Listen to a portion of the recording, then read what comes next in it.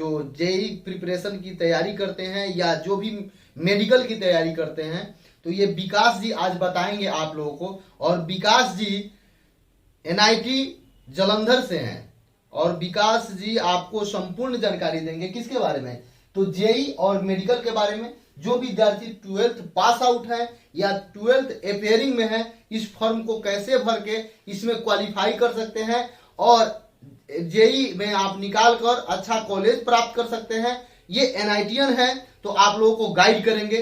क्योंकि एनआईटी जालंधर में है तो हम इनसे बातचीत किए और आज इनको बुलाकर आप लोगों के समक्ष लाए ताकि आप इनसे सीख कर आप अपने मुकाम को प्राप्त करें, अपने माता पिता के सपनों को साकार करें या मेडिकल निकाल कर समाज का सेवा करें और इंजीनियर बनकर भारत का नाम रोशन करें और भारत में अच्छा पुल का निर्माण करें, पुलिया का निर्माण करें। चलिए विकास जी, आपका स्वागत है। धन्यवाद आपका, और हम आपका शुक्रगुजार हैं कि आप हमको बुलाए और अपने एग्जाम टूर के चैनल के माध्यम से कुछ बातों रखने का मौका दिए हैं।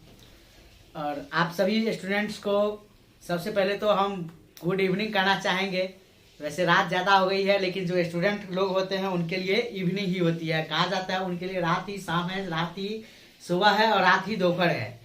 तो आप सभी विद्यार्थी का स्वागत है इस एग्जाम टूर चैनल पर। सबसे पहले तो हम आपको ये कहेंगे कि जो भी विद्यार्थी चैनल को देख रहे हैं या इस वीडियो को देख रहे हैं, सबसे पहले आप इस चैनल को सब्सक्राइब कीजिए, क्योंकि निश्चित रूप से ये चैनल आपके जीवन में काफी मददगार साबित होने वाला है। ये चैनल आपके जीवन की लक्ष्यों को प्राप्त करने के लिए काफी मददगार साबित होगा। इस चैनल पे विभिन्न कोर्सेज अब अनाउंस होने वाले का हम धन्यवाद ज्ञापन करते हैं हम लोगों को हिस्सा बनाने के लिए, और हम भी आपको समय समय पर उपस्थित होते रहेंगे विभिन्न चीजों के द्वारा। आज तो हम आपको शॉर्ट फॉर्म में बात करेंगे जेई और मेडिकल के बारे में। सबसे पहले आज ही हम ऐसा बात क्यों कर रहे हैं, इसका कारण यह है कि जेई का डेट निकला है, जेई मेंस का फॉर्म भरने का डेट निकल गया है और एग्जाम होने ही वाली है। तो सबसे पहले जो भी बच्चे 12th पास आउट हो चुके हैं या जो 12th अपियरिंग है, उनको घबराने की कोई जरूरत नहीं है, क्योंकि ये जेई है, कोई भूत प्रेत नहीं है जो आपको पकड़ के खा लेगी। जेई का परीक्षा मेहनत मांगती है, जेई का परीक्षा आपका कंसंट्रेशन मांगती है, जेई का परीक्षा आपका पेशेंस मांगती है, जेई का परीक्षा आपका नॉलेज मांगती है, आपकी घबराहट नहीं मांगती है। जेई का परीक्षा आपका डर नहीं मांगता है, जेई का परीक्षा आपसे भय नहीं मांगता है। तो सबसे पहले आप अपने डर को दूर कीजिए। आपके मन में अगर घबराहट हो रही है तो सामान्य सी बात है, हर विद्यार्थी के मन में घबराहट होगी। जब आप 10th का परीक्षा देते होंगे उस समय भी अगर आपके मन में निश्चित रूप से घबराहट हुई होगी। जो बच्चे 12th पास आउट हैं, इस बार जेईई में अपियरिंग हो रहे हैं, वो भी जब 12th का एग्जाम दिए होंगे तो उनको घबराहट ही होगी। अगर जो बच्चे एक बार से ज्यादा बार इस बार जेई का एग्जाम दे रहे हैं, वो इसको पिछले बार जब जेई दिए होंगे तो इस चीज से वो गुजरे होंगे। तो इसलिए हम आपको कहेंगे कि आपको टेंशन लेने की कोई जरूरत नहीं है। जेई एक सामान्य सी एग्जाम है, बस हम लोगों को पैनिक नहीं क्रिएट करना है। नॉर्मली जो उसकी प्रोसीजर है, जो उसके पढ़ाई का जो लक्ष्य है और उसका जो तरीका है, उस तरीका को हम लोगों को फॉलो अप करना है। अगर हम उस तरीका को फॉलो अप करते हैं तो बेटर रूप से हम जेई के बारे में समझ पाएंगे कि आखिर हमसे जेई डिमांड क्या करती है, जेई किस तरह के क्वेश्चन हमसे डिमांड करती है और किस तरह की किस लेवल की नॉलेज हमसे जेई डिमांड करती है। तो सबसे पहले हम लोग को जो फोकस करना होगा जेई एग्जाम क्लियर करने के लिए, अभी तो अब ज्यादा महीने बचे नहीं आपके पास। मुश्किल से हमको लग रहा है कि 2.5 महीने आपके पास बचे होंगे, और इन 2.5 महीने में आपको अपने तैयारी को उड़ान तक देना है। आपकी जो तैयारी की पंख है उसको उड़ान पे पहुंचाना है और आपको हिमालय की चोटी के पास पहुंचना है। आप लोग अभी जमीन पे या समझ रहे हैं तो पानी में तैर रहे हैं, और उसमें आपको इन्हीं 2.5 महीनों में पंख लगाना होगा, क्योंकि ये समय आपके पास नहीं मिलेगा। तो सबसे पहला जो समय है, आपको सबसे पहला जो रिक्वायरमेंट है वो है आपका समय।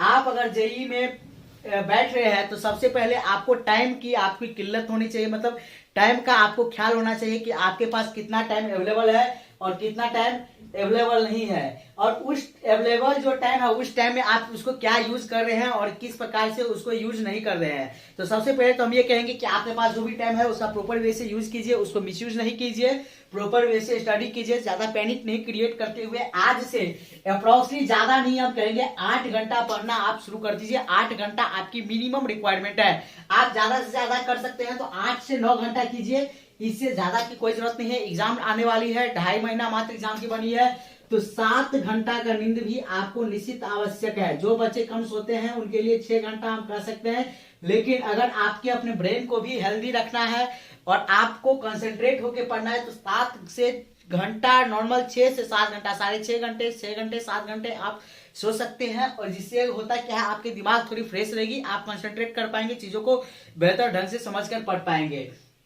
और आपको स्टडी टाइम, स्टडी टाइम ये नहीं, हम कोचिंग को इंक्लूड नहीं कर रहे हैं, सेल्फ स्टडी आपको मिनिमम 8 मैक्सिमम 9, मैक्सिमम आप जो कर सकते हैं, लेकिन मेरे हिसाब से मैक्सिमम 9 आपका ठीक रहेगा। मैक्सिमम 9 हम तो कहेंगे, अगर आप मैक्सिमम 9 करते हैं तो तीनों सब्जेक्ट को इक्वल फोकस कीजिए। 3 आवर आप मैथमेटिक्स को दीजिए, 3 आवर आप फिजिक्स को दीजिए, 3 आवर आप केमिस्ट्री को दीजिए। या आज से आप तीनों सब्जेक्ट को इक्वली फोकस कीजिए, क्योंकि देखिए कुछ लोग बच्चे करते क्या है, मैथ पे ज्यादा फोकस करते हैं, फिजिक्स को थोड़ा कम करते हैं और केमिस्ट्री को ज्यादा कम कर देते हैं। लेकिन आप केमिस्ट्री को भी उतना ही फोकस करना है, क्योंकि जितने मार्क्स का फिजिक्स पूछेगा उतने मार्क्स का केमिस्ट्री पूछेगा, उतने ही मार्क्स का आपको मैथमेटिक्स भी पूछेगा।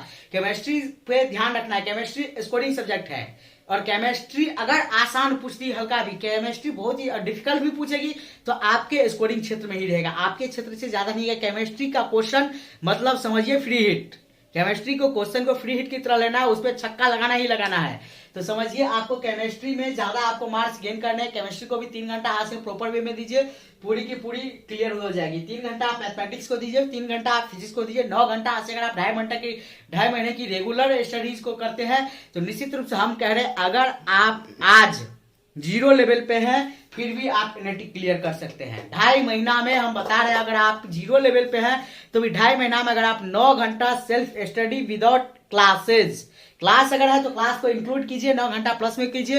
यही बात मेडिकल क्षेत्र के लिए भी अप्लाई होती है। किसी भी क्षेत्र में आप जाओ, आप चाहे जेई निकालने जाओ, चाहे आप मेडिकल निकालने जाओ, चाहे आप उससे ऊपर कोई भी एग्जाम बीपीएससी यूपीएससी आगे जाके गेट या फिर कैट भी क्लियर करते हैं, तो आपको मिनिमम रिक्वायरमेंट है, आपको 8 से 9 घंटा आपका मिनिमम सेल्फ स्टडी होना चाहिए।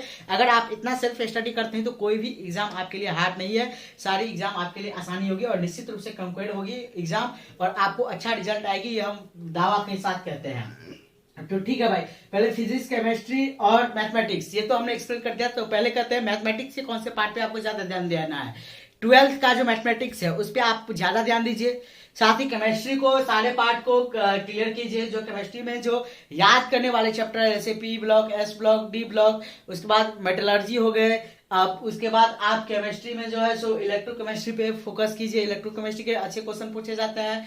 आप उसके बाद केमिस्ट्री में जो है सो एटॉमिक स्ट्रक्चर के क्वेश्चन पे फोकस कीजिए, एटॉमिक स्ट्रक्चर के अच्छे क्वेश्चन पूछे जाते हैं। वैसे हम कल आपके सामने फिर से प्रस्तुत होंगे, एक पूरी वीडियो कवर करेंगे हम कि फिजिक्स, मैथमेटिक्स और केमिस्ट्री मतलब पासिंग रिक्वायरमेंट जो कहा जाता है, जिससे आपको एक अच्छी एनआईटी मिल सके। क्योंकि कई बच्चे अभी होते हैं इस समय ऐसे डाउट पूछते हैं कि हमको बस वही चैप्टर पढ़ना है जिससे हमको एक अच्छा एनआईटी मिल जाए, मतलब 96 से 97% के बीच में मेरा मार्क्स हो और अच्छा एनआईटी अचीव हो जाए। तो उन बच्चों के लिए कल हम एक वीडियो बनाएंगे, कल आप लोग देखिएगा कि उनको हम बताएंगे कि मैथमेटिक्स और फिजिक्स और केमिस्ट्री के कौन कौन से सब्जेक्ट को, मतलब उसके कौन कौन से टॉपिक को आपको फोकस करना चाहिए इस 2.5 महीनों में। अगर सिर्फ उसी टॉपिक को आप पूर्ण रूप से 100% कवर कर लेते हैं तो आप पूर्ण रूप से जो है सो एक अच्छी एनआईटी पाने में सफल रहेंगे। 96 to 97% आपको अचीव किया जा सकता है। देखिए मुश्किल नहीं है, कई बच्चों ने करके दिखाया 2.5 महीने में।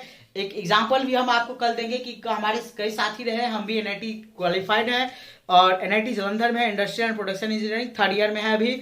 तो आप लोगों को ऐसा हमने इस फेज से गुजरा है, इसलिए आप लोगों को ज्यादा आसानी मिलेगी, हमसे समझने में ज्यादा सुविधा होगी। तो आप लोग जुड़े रहिए, आप लोग फोकस करना शुरू कीजिए, कोई दिक्कत नहीं होने वाली है। आपको कोई दिक्कत होगी हम लोग अब आपसे डायरेक्ट भी पर्सनली कांटेक्ट करेंगे, पर्सनली कांटेक्ट में रहेंगे। मेडिकल क्षेत्र के बच्चे को भी कहेंगे, मेडिकल क्षेत्र के बच्चे कई बार ज्यादा पैनिक हो जाते हैं। कई बार हम देखते हैं कि मेडिकल क्षेत्र के बच्चे 1 अटेम्प्ट 2 अटेम्प्ट 3 अटेम्प्ट, कई बार ज्यादा लोग लॉन्ग टर्म इन्वेस्टमेंट करते हैं मेडिकल क्षेत्र में। हम ऐसा नहीं करते, हम मानते हैं मेडिकल डिपार्टमेंट जो है शॉर्ट टर्म इन्वेस्टमेंट कीजिए। 2 साल का फोकस है, अगर आप 2 साल से पढ़ रहे नहीं तो एग्जाम आने वाला है, तो आप 6 महीना 7 महीना का फोकस है। 6 महीना 7 महीना भी अगर आप किसी एग्जाम में पूरा फोकस होकर पढ़ते हैं तो निश्चित रूप से आप उस एग्जाम को क्वालिफाई करेंगे। हम तो बस यही की बात कर रहे हैं आपको, हम कल बताएंगे आपको सिर्फ 2.5 महीने अगर आप 0 से स्टार्ट कीजिएगा। हम कुछ टॉपिक कुछ चैप्टर का नाम बताएंगे, सिर्फ 2.5 महीने अगर आप उस चैप्टर को उस टॉपिक को पढ़िएगा तो आप पाइएगा कि आप निश्चित रूप से जेईई में 96 to 97% गेन करेंगे और एक अच्छा एनआईटी आप हासिल कर सकते हैं और अपने सपनों को उड़ान दे सकते हैं। तो सबसे पहले आप कल भी जुड़िएगा, भूलिएगा मत, इस चैनल को सब्सक्राइब कीजिए और नोटिफिकेशन के बटन पे बेल आइकन को क्लिक करके नोटिफिकेशन ऑन कर लीजिए। ठीक है, चलिए, जय हिंद, जय भारत।